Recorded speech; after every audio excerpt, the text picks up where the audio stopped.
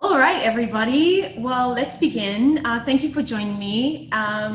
We are going to be talking about ballet in the digital age and how to use social media to benefit your business.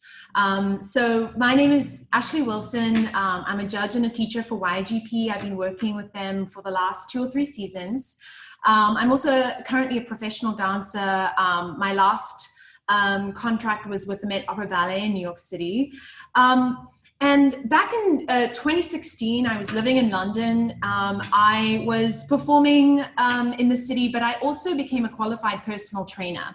And so I began to use Instagram as a tool for business. And it meant that when I moved my career from London to LA and now recently to New York City, I've been able to increase my earning potential. I've been able to widen my professional network and also represent myself online in this new digital age.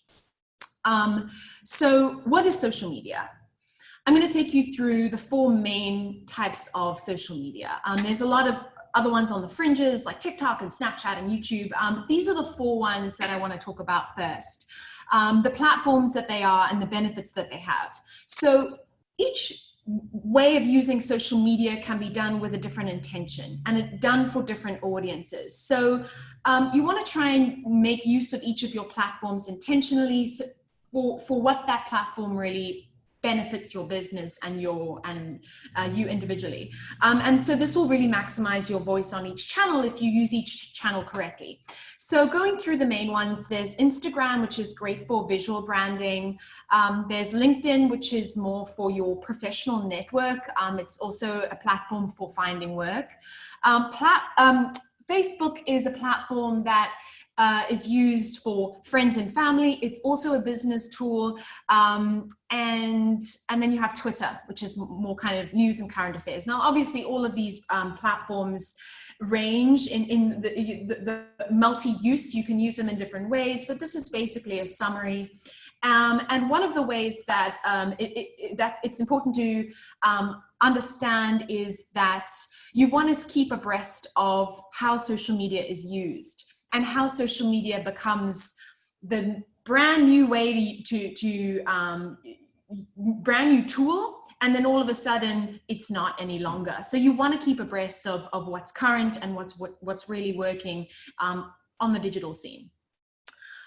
So you can continue, Sasha. So I'm going to be talking mainly today about Instagram. Why use Instagram? There's 5 main benefits and 5 reasons that you want to use Instagram. First of all, to build your brand and your reputation. The second one is to extend your network. The third, to engage in a new form of creativity. That's the fun part. The fourth is to learn and educate online. And then the last one is to increase your earning potential. So how do you use Instagram? Let's start with the first one, building your brand and reputation. So what's most important is that you consider what you stand for. Is your page fun or is it more educational? What type of followers do you want to attract? Consider what content best represents what you want to say. So I have these 3 examples and take a look at each one. We know Instagram is visual. And so when you arrive on a page, you want to get a sense of what this place or what this person represents. So the first one is the Sweat Spot. It's a dance studio down in LA. It's very inclusive. It's a free, welcoming dance studio. And so the page is fun, it's inviting, it's colorful. It feels like you're getting into part of a community where they'll spotlight different people who have taken classes. There's lots of bright colors and it feels very inviting and welcoming. The second one is the Royal Ballet School, which of course is more traditional. They're upholding the heritage of this incredible institution. It's educational, it's approachable. But what's nice about the Royal Ballet School page is that it still shows their students kind of learning at the bar. It will show alumni in performances. It will show behind the scenes. And so it's definitely a more traditional way to bring across that information, but it's in a really nice, approachable way too. And then the last one is the Rambe dance page. Rambe, for those of you who don't know, is the contemporary dance company in London that's kind of at the forefront of creativity and obviously modern new work. And so their page is more edgy, it's more dynamic, it shows the process, it shows the dynamics of movement. And this is what's really key with having a dance business or being a dancer yourself, is you are using a page that's got images, but you want to make sure that it feels alive. So start with these three examples and start to think about what you want to say with your page, who you want to follow your page, whether that's young dancers who would be students one day, or whether that's maybe other studio owners or fellow teachers or colleagues. So have a think about who you want to attract. Start collecting images and videos that you already have. We'll get to content creation later on, but obviously you want to make use of everything you had. And when I started my page, I went to my portfolio first. All of the professional images I had as a model and as a dancer, I started with those. And so make your life easier and start collecting what you already have. And then what's really important is to stay consistent with your message. So obviously we continue to evolve and the world continues to evolve around us, but try and really stay consistent to what you're about and what your message is. And it has a really good way of allowing your followers to, in a sense, expect what is to come of your content. The next one is extending your network. And this is really exciting because it's all about building industry connections. So you can use your social media to discover other dance businesses and people. And obviously it also improves your visibility online. So I'm going to talk about hashtags. They're a great way to discover other kind of likewise accounts. And they're also a way for your content to become discovered so that you can increase your visibility in the community. So for example, if you type in, it kind of shows you in the tag section in Instagram, ballet school. It will come up with suggestions, Paris Opera School, Elmhurst Ballet School, ballet dancer, ballet photography, and it can kind of lead you into this interconnected web of all things ballet. And so it's a really good way to click on those hashtags and have a little look through what content you like and what content you can connect with. And then of course, when it comes to posting on your own page, the use of hashtags means that anyone searching these hashtags in the opposite way can find you, which is great. So it works both ways. So some quick tips. You want to browse via the search engine for hashtags, search schools, search companies, search teachers that you respect. And there's so many.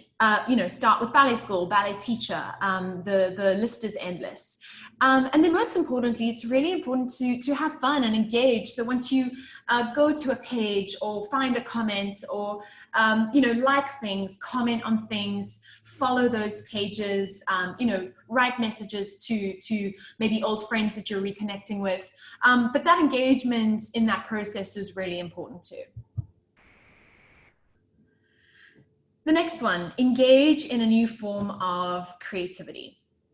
So this is kind of where the fun part comes in. It's what we all love to do as dancers, as artists, as choreographers. What's important is that you're creative, that you're original, that you enjoy kind of coming up with these ideas. What's really important is not to worry about followers or likes. Because social content is an opportunity to experiment, to play, to create. And so you want to post content that is aesthetic, that's really beautiful, that's really clear, that's really simple, that's really high quality. And if you really stand for something, if you really have a solid voice behind your page, the followers and likes will come as an after effect. But you want to make sure that you're coming up with the ideas that feel really true to you. So I've just shown a couple of examples from my page. As a dancer, and this is also important for dance schools and teachers, you want to make sure that you have lots of videos on your page. So the first thing I'm going to talk about is what you post. These are the things that form the grid of your Instagram page. And so they kind of live there permanently. They become almost like a portfolio.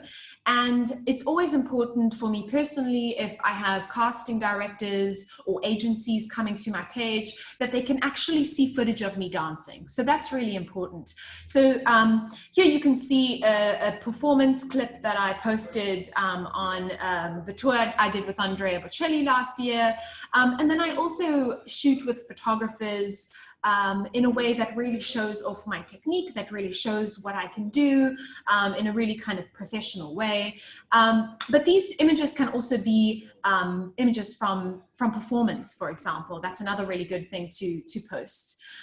So the posts must be high quality. They must live there forever and truly represent who you are. Then we have Instagram stories. And those are fun. They're temporary content that lives on your page for 24 hours. And so they can be a little bit more informal, a little bit more behind the scenes. Things like shouting out birthdays, or sometimes for me, if I'm using a brand of makeup that they've sent me some free products, I'll do little time lapses when I'm backstage. And they're a really good way to give your followers a sense of what you're up to that day. So wherever I'm traveling in the world, maybe I'll post a picture of the airport. Now, those are not the kind of things that you want to live, on your page, but there are things that continue to engage your followers and keep them coming back to see what you're doing next. And so on my stories, I'll post my friends, I'll post places I'm going, the more personal side of things, and you can really have fun with those. And then the last one I wanted to speak about is IGTV. Now, Instagram TV is a relatively new kind of aspect of Instagram and the platform. And what it does is something quite powerful. IGTV engages viewers for longer periods than just a quick scroll and like. And so it's the one place where you can upload a video that is between 1 minute and an hour. For example, the latest content I've been posting to IGTV is a series of interviews that I'm doing with artists around the world talking about this period of time. That's kind of all crazy. And so IGTV is long form content, things like lessons, things like classes, performances, films, things that are literally more like TV, where viewers can sit down and really appreciate something a little bit longer and a little bit more meaty.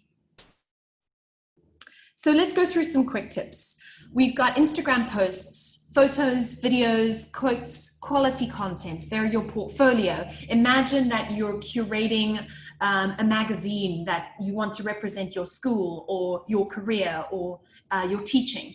So this is really important to be the highest quality content that you have. And then you have Instagram stories. The more you post throughout the day, the more your account will come to the front of people's feeds. So try and space out your stories. Try and engage as much as possible. And stories can be fun, little boomerangs behind the scenes, backstage. For schools, maybe it's what happened today at the studio, little shout outs to parents, birthdays, like I said, reposting things, reposting little stories from your students, kind of informal, fun content. And then Instagram TV is more interviews, classes, performances, that type of thing. Learn and educate online.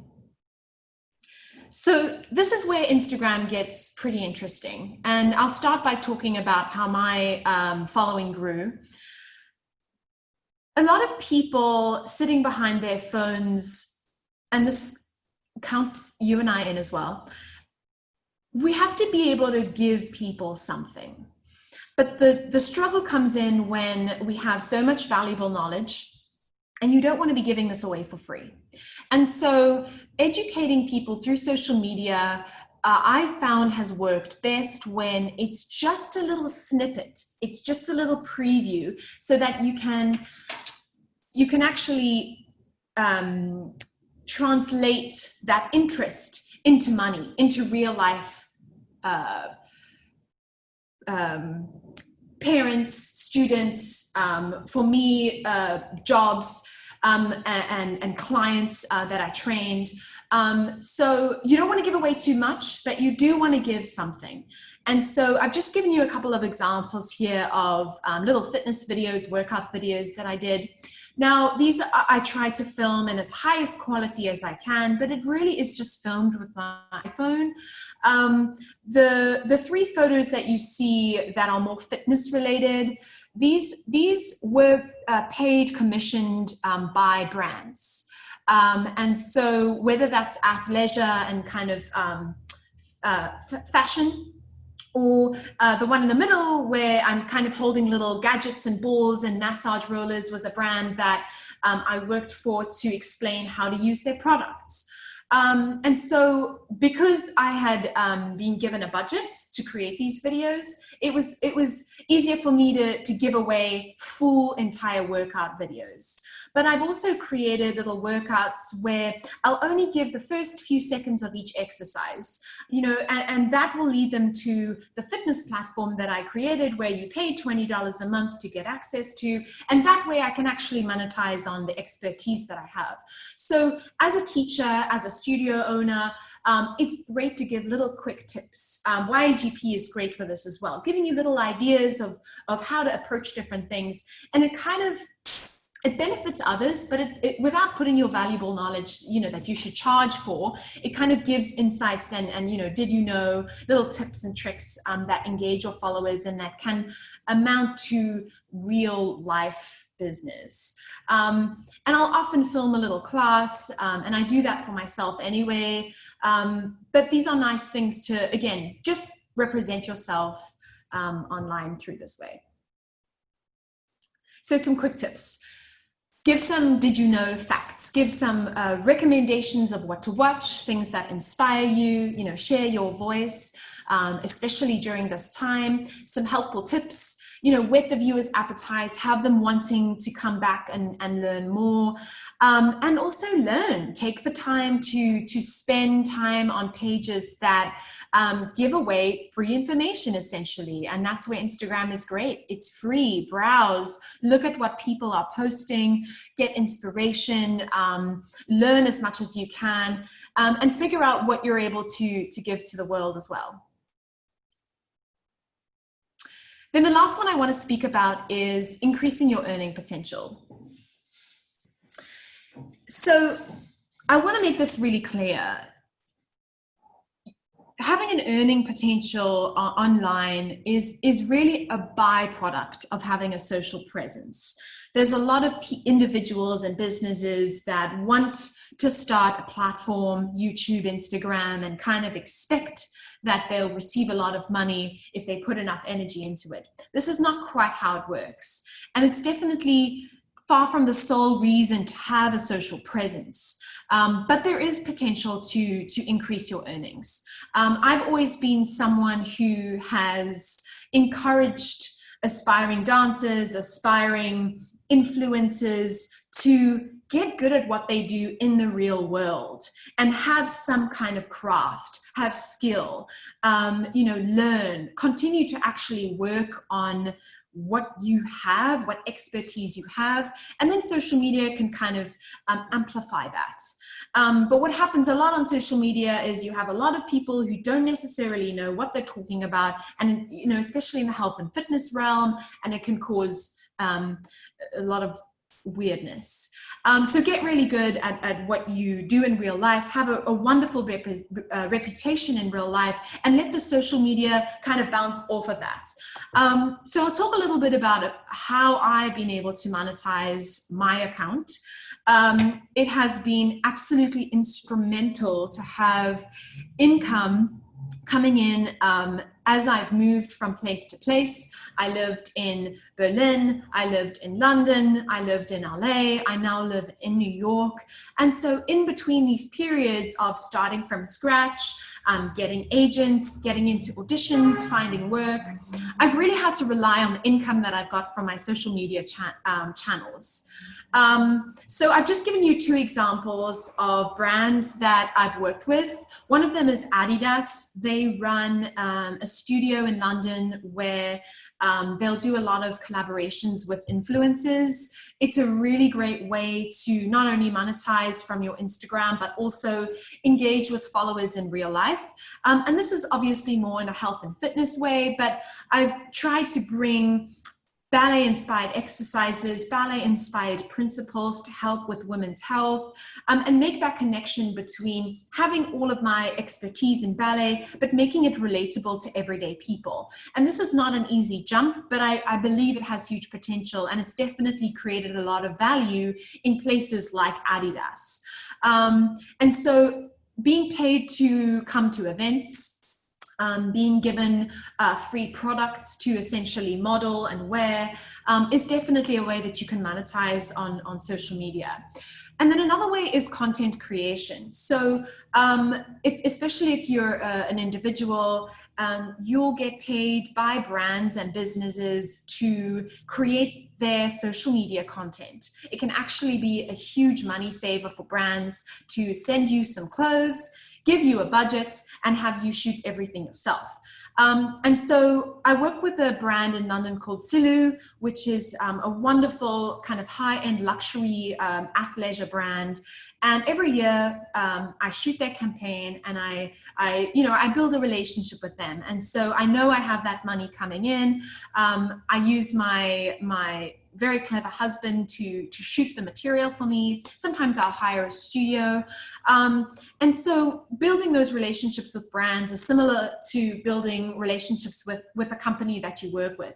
It's really important to represent the brand responsibly, to make sure that you are clear about the value that you have. I don't like working for free in that sense of advertising for free on my social media.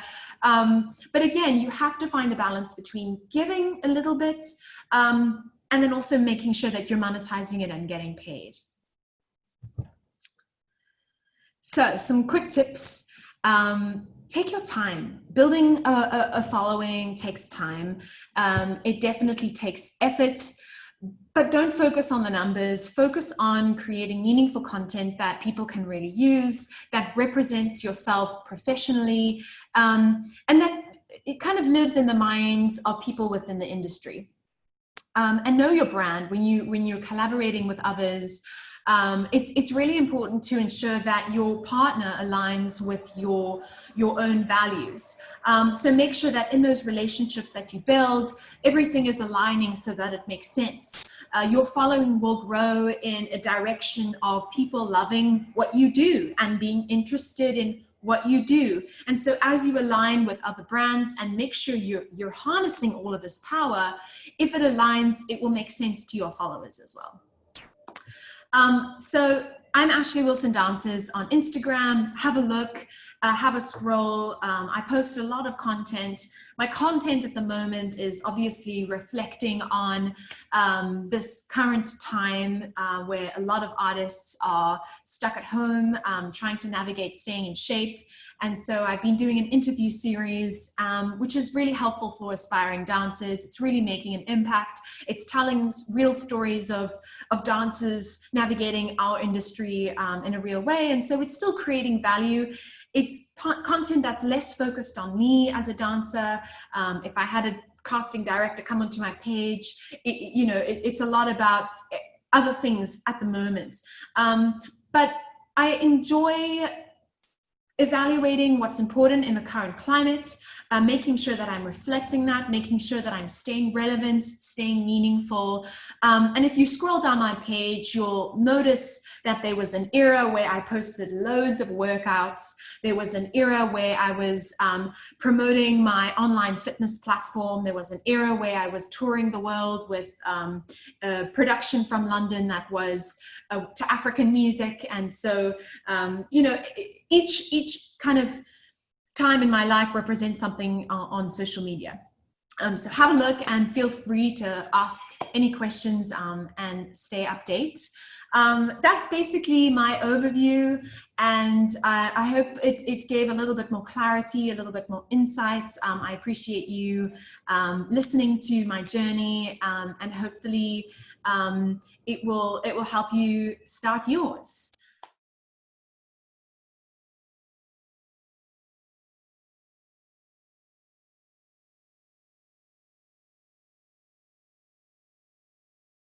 Yes, of course. So one of the, I'll just kind of, I can only speak on my experiences, but one of the things that's tricky to balance is posting often and having the content to post. And so what a lot of accounts do is they don't post as often to make sure that absolutely everything they have is high quality. What I would steer you away from is wanting to just post anything because you haven't posted in a while and it ends up being like a zoomed in photo. It's not quite aligned. So I would take preference over making sure that things feel aesthetically perfect in that sense, especially on your feed and especially as this represents you and your portfolio. But then again, you can now with stories, you can still be active. So maybe you don't have the content to post on your feed every day, but stay active on your stories because this doesn't have to be perfect. Does that make sense? So one of the ways that I can suggest getting quality content for free is through collaboration. So this is something kind of separate to social media, but I started a little community project where I wanted to help photographers learn how to shoot dance. And I wanted to make sure that dancers had quality content to post to promote themselves online. And so I hosted these workshops where we would have amateur photographers come in, shoot the dancers, and then work on a collaboration basis. So there's a lot of photographers out there that are incredibly interested in shooting dance.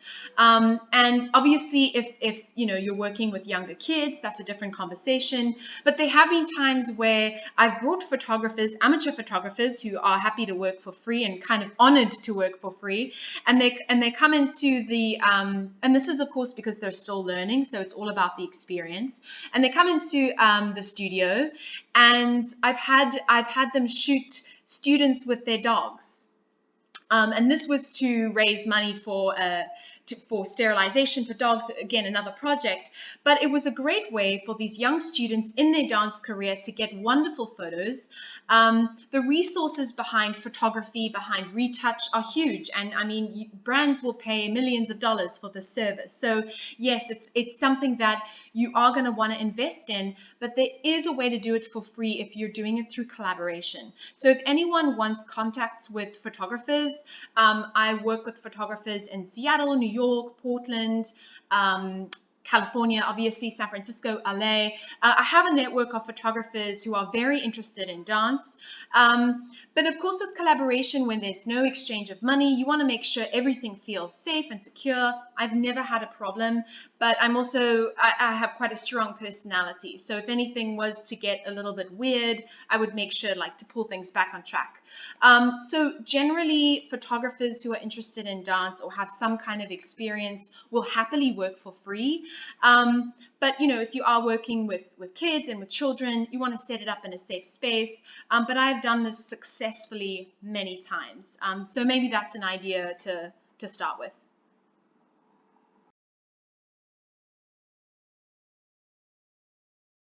What's important to remember about social media is that it's constantly changing. If we look at Facebook, for example, Facebook was like the thing in the early around 2010, around that time. And Instagram wasn't even kind of around then. I think it was just starting in 2010, and then kind of Instagram take over. So your entry point into these platforms is kind of important. If you look at these young YouTube stars that earn millions and millions of dollars, a lot of them started back when YouTube started.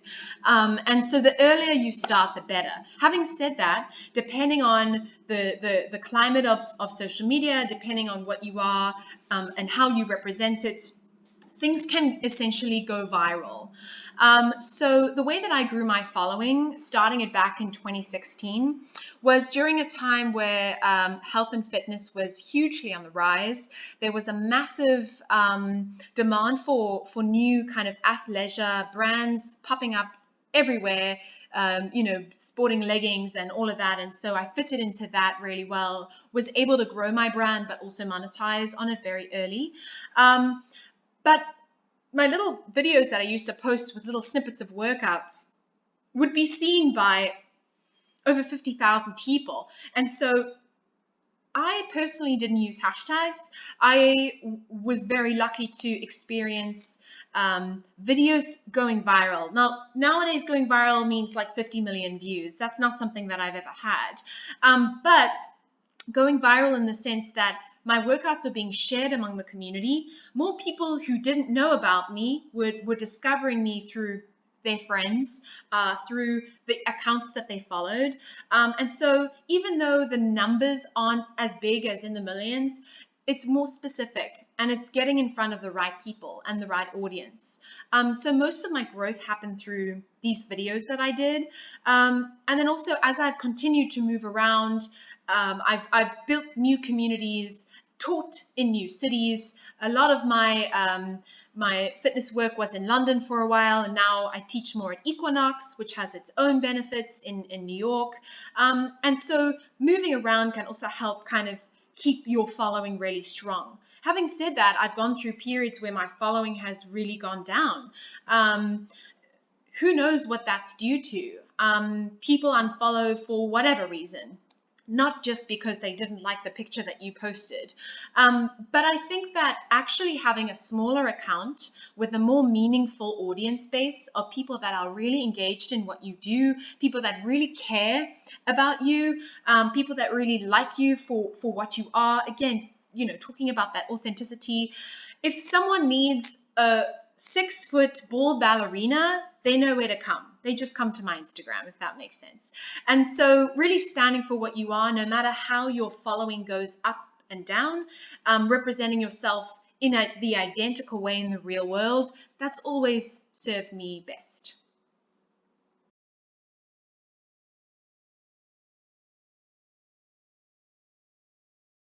Social media is noisy. We all know this. Everyone is vying for a piece of our attention. And so nowadays, especially as a brand, because people are more connected to individuals, again, that's why influencers became such a big trend for businesses, because people were more interested in people than in brands. But if you're a brand, if you're representing a business like a dance school, the only real way to make an imprint and have the attention of the people that you want the attention of is to invest money in your social media. So I definitely believe in using the promotion tool, especially done in the right way. Everything is available. You can go, even I think now every third post is an advert. So, save the adverts that you like, that really appeal to you, the ones that maybe made you click the little button, because promoting in the right way can have a very good impact, very beneficial impact on your page. I remember when I started my online fitness platform a few years ago, I did use the promote channel. It's relatively inexpensive. To those of you who might not know, when you have an Instagram account for business, which is what I have, and you're able to promote, etc., you have to have an Instagram business on Facebook. Facebook owns Instagram. And so you want to set yourself on Facebook first, and through that, Facebook takes your payments. You're able to create your adverts in Facebook, in their online tool, and then it promotes through Instagram. So just keep that in mind. On the back end, it's a little bit tricky to navigate at first, but if you have your ideas really clear, if you know exactly what you want to do, I think I spent $50, maybe $100 on promoting my fitness platform, and it was viewed a lot. I definitely got customers from it, and so it felt like a good investment. But because I had customers coming in from things like email lists and just my general following, I ended up not really feeling the need to continue.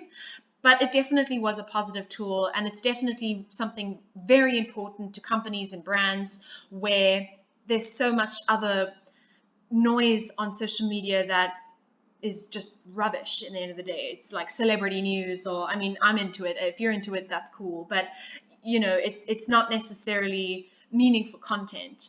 And so to make sure that brands are still staying relevant, especially now if they're shut down and they're having to move onto online selling and etc., they're having to spend, and big brands spend millions, a lot of money to infiltrate getting the attention of prospective customers. Does that make sense?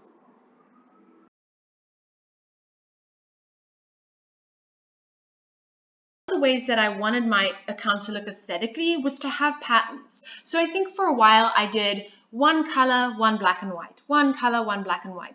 And then there were other times where I did a quote, you know, every 9 blocks. And then sometimes I posted, I'm very long, I'm very tall, and so I would post my upper body and then arrange my account to have the legs, so that the legs could still be a picture, you know, little ballet legs, but then the next picture that lived on top of it along my feed was my upper body in port de bras.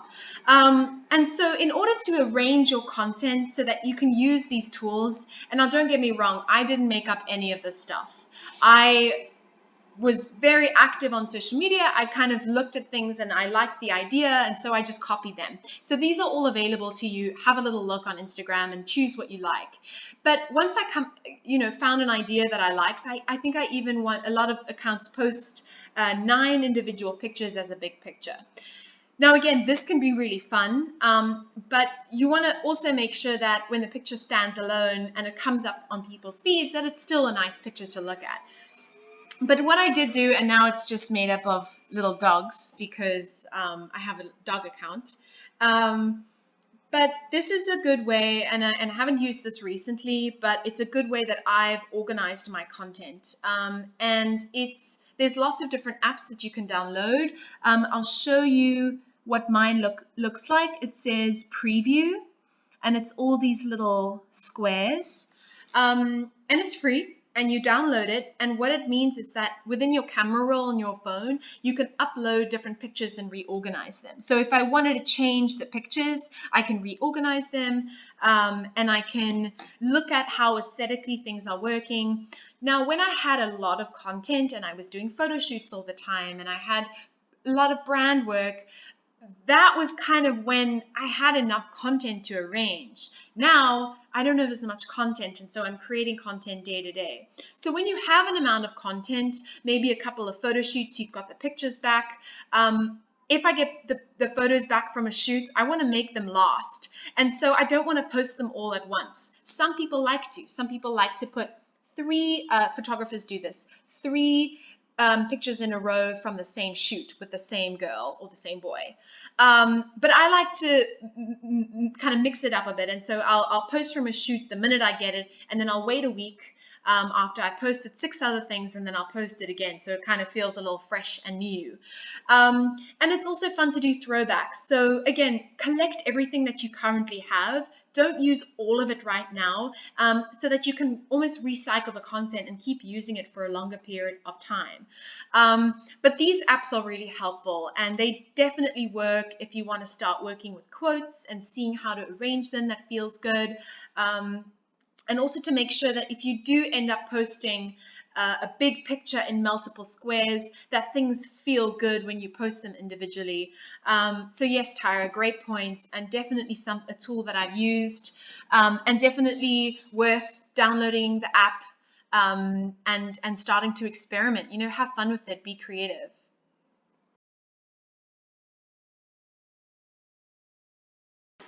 So one of the things I just want to add before I leave is the kind of feeling of being overwhelmed, the mental health aspect to social media. It's something I also talk about, and it's a little less related to this, but it's really important whenever you're talking about social media and the pressure of social media.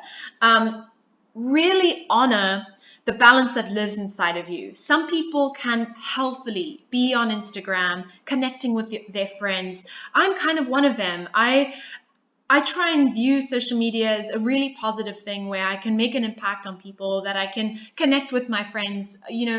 I've lived in so many places. I come from South Africa. And so without Instagram, I would lose all the most important people in my life. And I send them jokes daily, and we're constantly engaging. And there's a little comic relief, and then also there's the gravity of, the Black Lives Matter movement and how it's completely taken over social media. And I definitely think that that's important, and that social media can be a vehicle for change in society, but it can also be overwhelming. And when it starts to feel overwhelming, it is overwhelming. It's a bit like when you lay out in the sun. When your sun, and this is something my mom always taught me because I grew up in a country with a big hole over the ozone layer. When you feel like your skin is burning, it's burning. And so trust that feeling. If it's too overwhelming to be on social media, be off social media. Don't give in to the pressure that you feel like you need to post every day, that you feel like you always need to have a story up. I've never personally done this, but I know a lot of people really benefit from taking a week off social media, taking away the noise, especially for young people, especially if you're responsible for young people. Make sure that they know that it's okay to not always be promoting themselves or to have the perfect picture to post. And I've always tried to honor that within myself. And as a result, I've always had a very positive relationship with social media. I've always felt the benefits. I've always felt the connections that it's built me. And I've done the work within myself to silence a lot of the negativity, the feelings that I'm not good enough, that I'm not beautiful enough, that I'm not working. One of my deepest insecurities, to be totally honest, is the fact that I'm not working in a ballet company full time. I don't have that security. And of course, freelancing offers wonderful benefits. It also suits me better.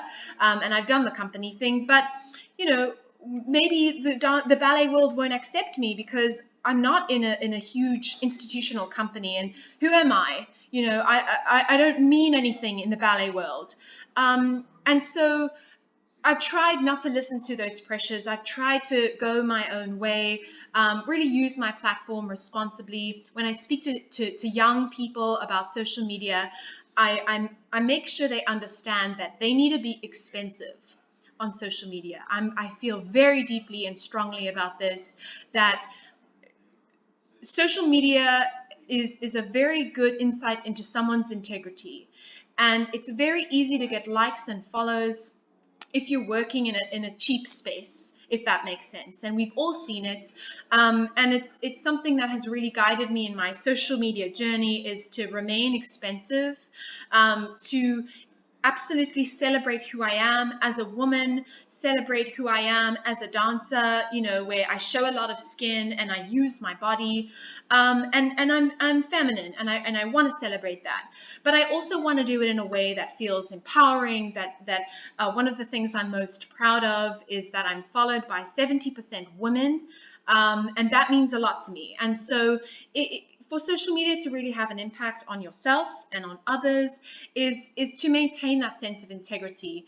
And so, to go a little bit off topic and just to leave you with one final thought, yes, social media is a fantastic tool for business, but advocating yourself in a professional way, in a way that feels responsible. There's a lot of young eyes on social media, so it's really important for me as a role model for aspiring dancers to represent myself in that way.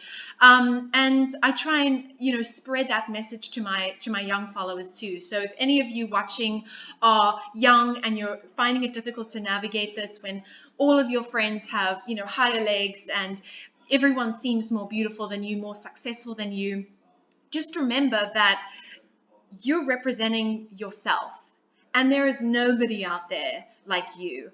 And so if you stay true to that, not only will you feel better and be able to sleep a lot better at night, but you'll be able to represent yourself much better and much more responsibly on social media. And I want to contribute to the future of social media being positive, rather than feeling like everything in the world is becoming more and more cheap and trashy. I hope that makes sense. And like I said, feel free to reach out to me. I'm always available and happy to answer any questions. I wish you luck navigating the world of social media. It's only becoming more of a storm. So make sure that you're staying dry when you need to stay dry, staying balanced. And I'm happy to provide more resources on the mental health aspects if that's something that you'd like. Write to YAGP. And thank you for joining. This was our first one, the first time I've done this, as a webinar. So thanks for being a part of that. And yeah, all the best.